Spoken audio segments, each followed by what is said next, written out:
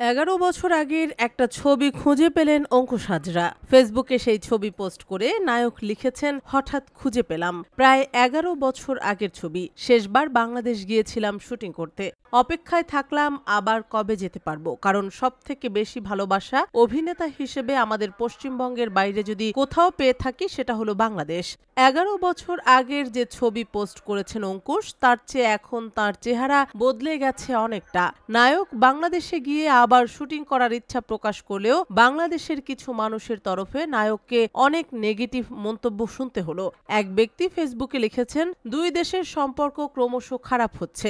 আমাদের দেশের কিছু অভিনেতা অভিনেত্রীদের কোণঠাসা করার চেষ্টা করা হয়েছে ভারতে। তাই আমরাও চাই না ভারতের কোনো নায়ক বা নায়িকা এসে এখন এখানে শুটিং করুন। একজন আবার লিখেছেন, দুই দেশের বাংলা ছবি মিলে গেলে দর্শকরা খুশি হবেন। তাই রাজনৈতিক পরিস্থিতি যাই হোক, শিল্পকে তার মধ্যে টেনে আনা ঠিক নয়।